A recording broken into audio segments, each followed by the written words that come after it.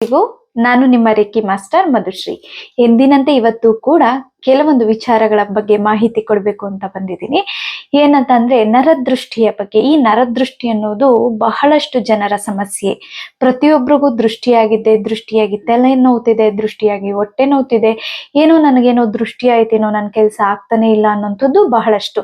ಹಾಗಾಗಿ ಈ ನರದೃಷ್ಟಿಗೆ ಈ ಕರುಂಗುಲಿ ಮರದ ಮಾಲೆ ಏನಾಗ್ತೀರಾ, ಆ ಕರುಂಗುಲಿ ಮಾಲೆಯ ಮಾಲೆ ನಿಮಗೆ ತುಂಬಾ ಬೆನಿಫಿಟ್ ಅನ್ನ ಕೊಡುತ್ತದೆ.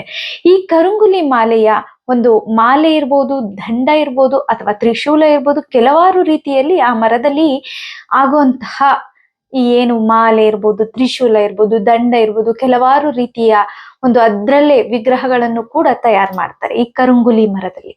ಈ ಒಂದು ಕರುಂಗುಲಿ ಮಾಲೆಯನ್ನ ಧರಿಸೋದ್ರಿಂದ ನಿಮಗೆ ನರದೃಷ್ಟಿ ನಿವಾರಣೆ ಆಗುತ್ತದೆ. ಎಂಥ ದೃಷ್ಟಿ ಇದ್ದರೂ ಕೂಡ ಅದು ನಾಶವಾಗುತ್ತದೆ. ಹಾಗೂ ನಿಮಗೆ ಒಂದು ದೇಹದಲ್ಲಿ ಧರಿಸಿದಾಗ ಪಾಸಿಟಿವ್ ವೈಬ್ರೇಷನ್ ಇರುತ್ತದೆ.